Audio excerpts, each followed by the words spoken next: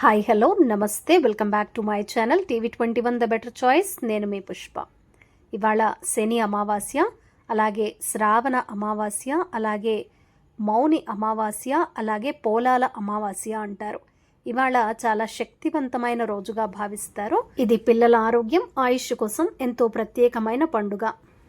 ఇంట్లో ఉన్న negative energy బయటికి పోవటానికి, అలాగే పాజిటివ్ ఎనర్జీ రావటానికి, పిల్లలకి దిష్టి దోషం పోవటానికి కూడా కొన్ని పరిహారాలు చేసుకోవచ్చు అన్నమాట. వాటిల్లో ముందుగా మనం ఇక్కడ గడపకైతే అలంకరణ చేస్తున్నాం. పసుపు బొట్టు పెట్టి అలాగే మనం ఇక్కడ గడపకి అలంకరణ అయితే చేస్తున్నాం. ఈరోజు ప్రత్యేకంగా చేసే పూజా విధానం అలాగే పండుగ వల్ల శని దోషం తగ్గుతుంది, పితృదోష నివారణ అవుతుంది, ధనాన్ని ఆకర్షించే శక్తి కూడా పెరుగుతుంది, ఆరోగ్య సమస్యలు తగ్గుతాయి, శత్రు దోషాలు తొలగుతాయి. కాబట్టి ఈ రోజున చేసే పూజలు పరిహారాలు చాలా పవిత్రంగా ఉంటాయి. ఇవాళ చేసుకునే పూజ వల్ల శని దోష నివారణ జరుగుతుందని నమ్మకం. శనిదేవుడికి నువ్వుల నూనెతో ఈరోజు దీపం వెలిగించాలి. అలాగే శివాలయంలో అభిషేకం చేసుకోవచ్చు. పేదలకు అన్నదానం చేయవచ్చు. ఓం శం శనేశ్వరాయ నమః అనే మంత్రాన్ని 108 సార్లు జపించవచ్చు. అమావాస్య రోజు మంత్రానికి చాలా బలం ఉంటుంది. ఇది ఆధ్యాత్మిక శక్తికి గొప్ప రోజుగా చెప్పవచ్చు. ప్రతి అమావాస్య, ప్రతి పౌర్ణమి కూడా ఆధ్యాత్మిక శక్తి కోసం మనం వినియోగించుకోవచ్చు. మీరు కనుక ఏదైనా మంత్రం తీసుకుని ఉంటే ఆ మంత్రాన్ని జపించటం వల్ల మరింత శక్తి సామర్థ్యాలు పెరుగుతాయి, అలాగే ఆ మంత్రానికి బలం పెరుగుతుంది. ఇక్కడ చూస్తున్నారు కదా, గడపని పసుపు కుంకుమ అలాగే ముగ్గులతో అలంకరణ అయితే చేసుకున్నాం.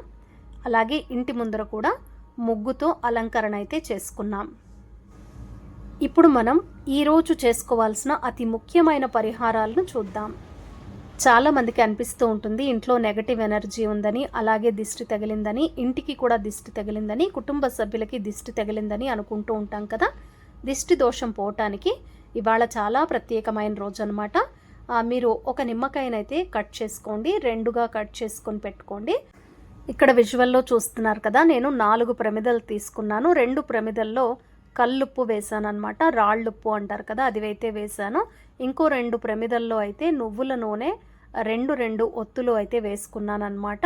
ఇక్కడ చూసారా, కట్ చేసుకున్న నిమ్మకాయని పసుపులో అద్ది ఇక్కడ మనం ఉప్పు నింపుకున్న ప్రమిదలో అయితే పెట్టాలి.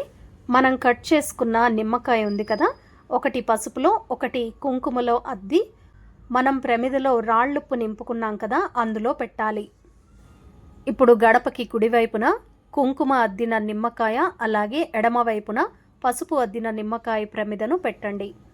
ఇక ముందుగానే మనం 2 ప్రమిదలు తీసుకున్నాం, నువ్వుల నూనె ఒత్తులు వేసి పెట్టుకున్నాం కదా, ఆ 2 దీపాలను వెలిగించి గడపకు 2 వైపులా పెట్టాలి. చూసారు కదా, ఈ పరిహారం వల్ల మీ ఇంటికున్న దృష్టి దోషం అయితే పోతుంది.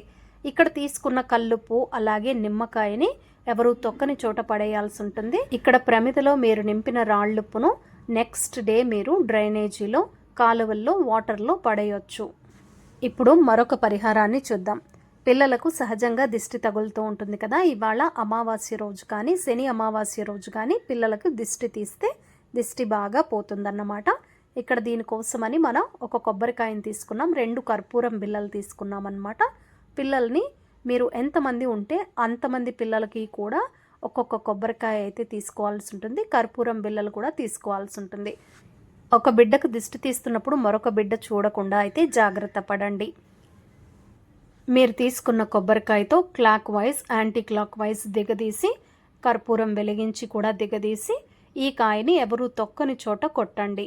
అలాగే ఎవరు తొక్కని చోట లేదా నీరు పారే ప్లేస్లో ఈ కొబ్బరికాయలు నెక్స్ట్ డే పడేయండి. చూసారు కదా, ఇవాళ శని అమావాస్య అలాగే పోలాల అమావాస్య అంటారు.